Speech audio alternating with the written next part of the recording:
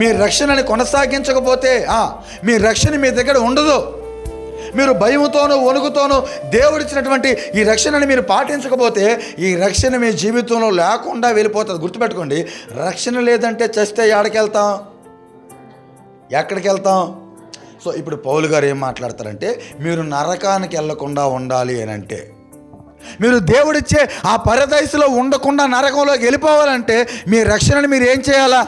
నిర్లక్ష్యం చేయాలి. ఇప్పుడు ఆ నరకంలోకి మీరు వెళ్ళకుండా ఉండాలి అని అంటే మీకు ఇచ్చినటువంటి రక్షణని భయముతోనూ వణుకుతోనూ జాగ్రత్తగా మీకు ఇచ్చినటువంటి రక్షణని ఏం చేయాలట? కొనసాగించాలి. నేను అడుగుతున్నాను, ఏం చేస్తే రక్షణ పోతుంది? రక్షణని కొనసాగించాలి అని పౌలు గారు మాట్లాడితే ఏదో చేస్తే రక్షణ పోతుందనే అర్థం.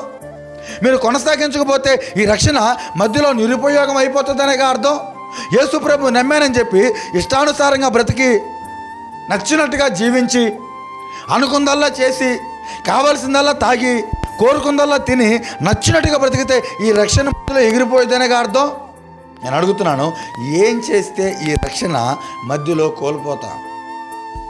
ఏ విధమైనటువంటి ఆచారాలు పాటిస్తే ఈ రక్షణ మధ్యలో కోల్పోతాం? మీరు వినండి, 190 మందికి సంఘంలో రక్షణ లేనటువంటి వారు ఇప్పుడు ఉన్నారు. అనుకుంటున్నారు అంతే.